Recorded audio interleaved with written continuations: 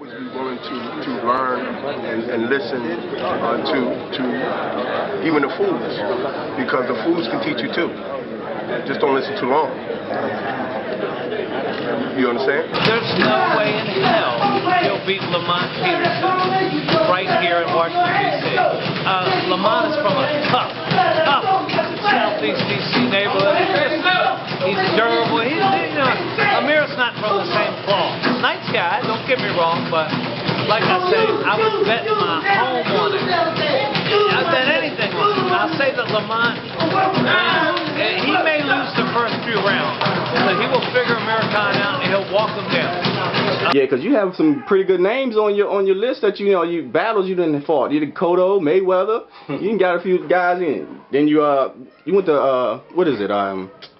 You went over there to Argentina. Yeah. You fought Madonna. Yeah, Madonna. You fought over there. Madonna's no walkover. Yeah. It's Pro-Am Fight Talk. Juan Marshall here with Brent Bovell, one of the top amateur referees in the country. Hey Brent, what brings you out to Old School today? Well, I want to get my work in. You know, these days if you want to stay on top of your game, you got to practice. So I'm here to help out with the sparring sessions, get my little sweat in, stay in shape. These gentlemen deserve our best, so I'm here to make sure I'm always in top shape. Would definitely be a different outcome. There you go. Thomas K.O. Snow, Pro-Am Fight Talk, Juan Marshall. Okay.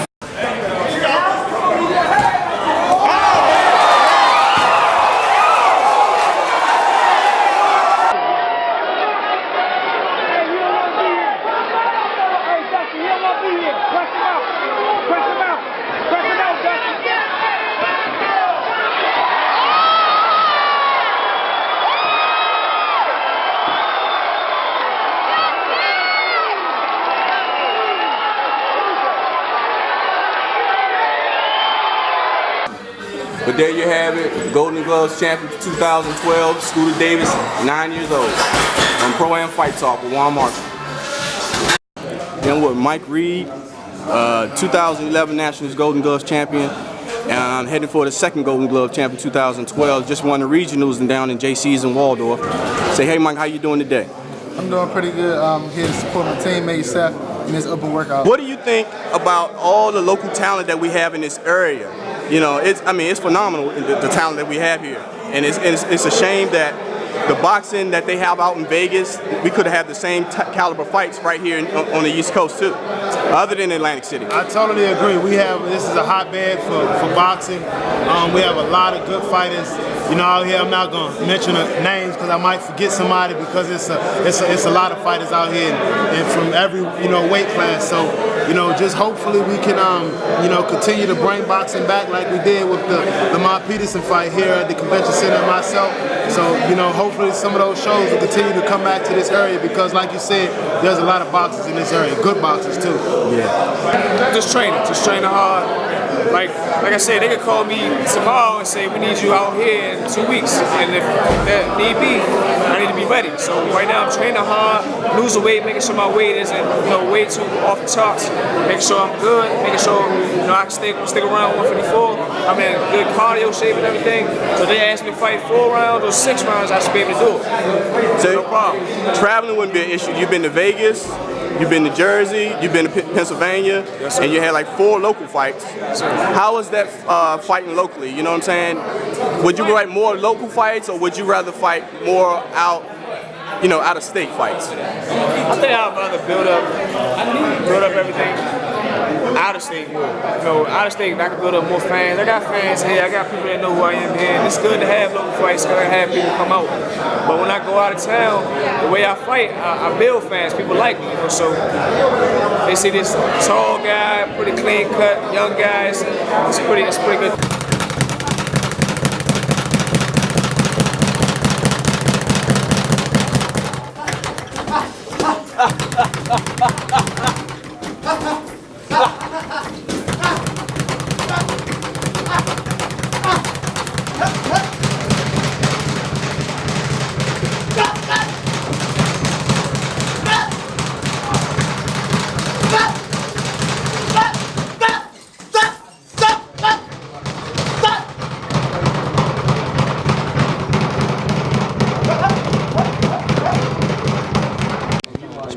Fight Talk with Juan Marshall. I'm here with Lamont and Anthony Peterson. Two brothers that always together, work together, and boxing is work and enjoyment for both of them. Talking to Lamont, being the world champion now in Washington, D.C., how does that make you feel as far as being a local champion, winning it right here in your hometown? Man, it was the best feeling in the world. No better place to win the world title. Something that you dreamed about, you know, for so long. And just to win it in your hometown, in front of your family, your friends, was just the greatest feeling in the world. It's hard to put in words, but you know, too many times, you know, it just, you know, you dream about something, but it doesn't really come true. But to actually, you know, dream about something and it comes true, man, just, like I said before, it's the best feeling in the world. Yeah. Both of you guys being young, being amateurs, did you ever think that your careers would be where they are right now? Both of you? Oh yeah. Yeah. You know, actually, you know, we're not there yet.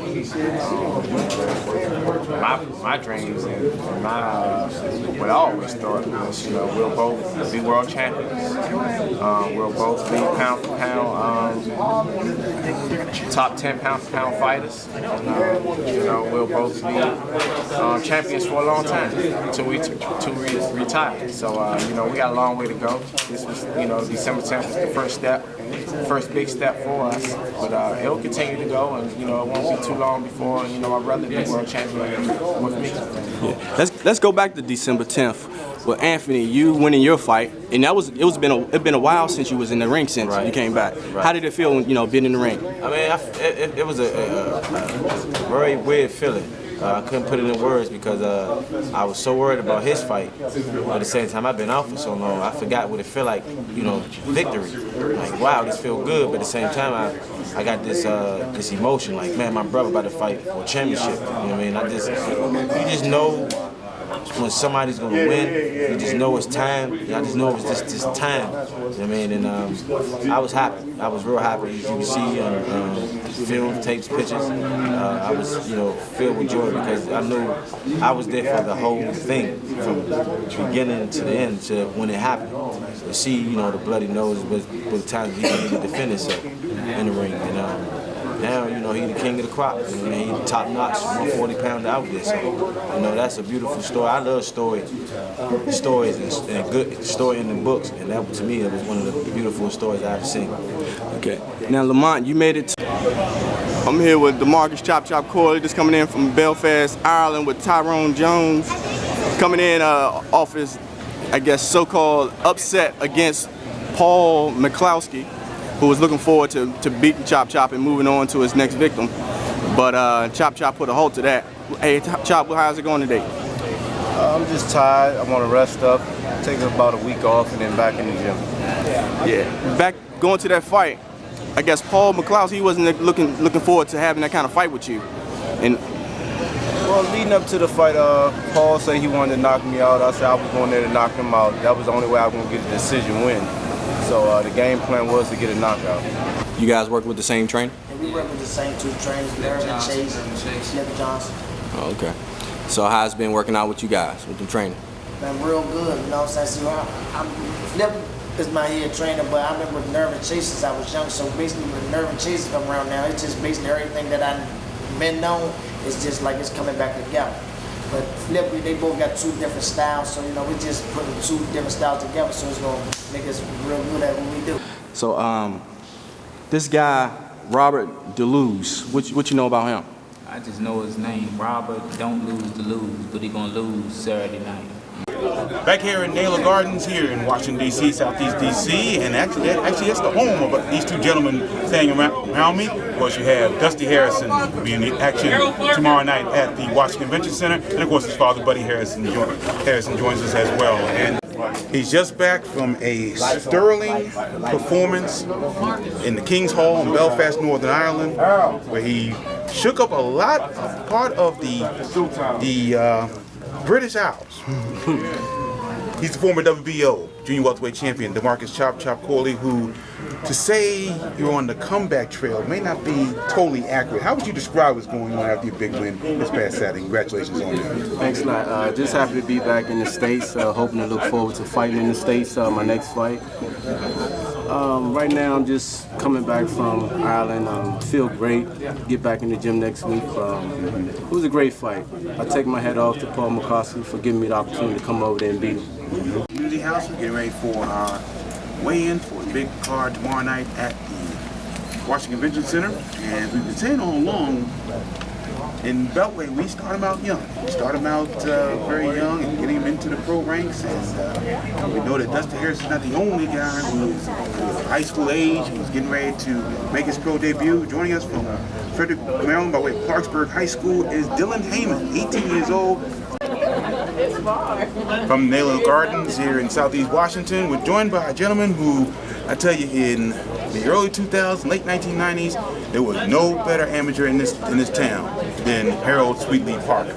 Here at the Community House in Southeast Washington, D.C., and King Shango has joined us. He is Ivan Ziegler. Once again, we're here for the weigh-in from the Naylor Gardens Community Home in Southeast Washington. Get ready for a big night tomorrow night at the Washington Convention Center.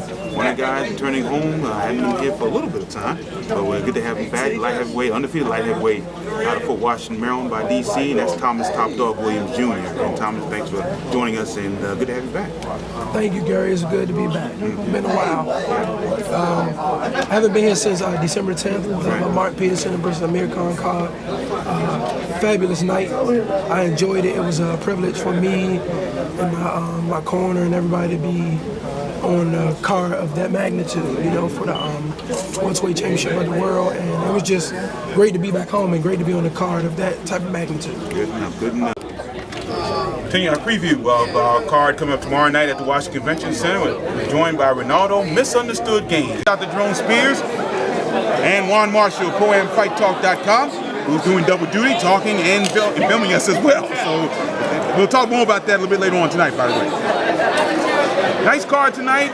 Started off with a lot of short ones tonight, but then later bouts, Jerome got into some real heavy competition. It was a good outing. We did from top to bottom, and of course the opening cards. I mean, guys are still in the developmental stage, and you want to be able to incrementally work those guys up the ladder as they develop. And so I think there's a savvy boxing audience here in the DC area, and they know what they're going to get in terms of some of those earlier bouts. But then you started moving into the meat of the lineup, and we saw some pretty exciting fights. No question about that. And Juan, you talk about, we just saw Raymond Bubbles Jackson come by not too long ago. He was saying, step up the competition. But again, tonight wasn't a bad situation, especially in our latter three bouts of the night. Yeah, they started off real strong. Everybody getting first round knockouts, and then gradually we had one 5-round, and then Ty ended with a nice 7-round TKO.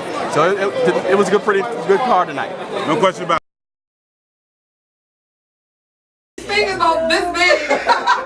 But Tori, seriously, while he's Googling a question for you, I just wanted to know, like, what made you want to go into boxing? Like, of all the professions that women, gravitate towards, what made you choose boxing? You know, I really did it to get back in shape. After having 2 kids, I was very athletic growing up, and then I had my 2 kids, so I needed to get back in shape.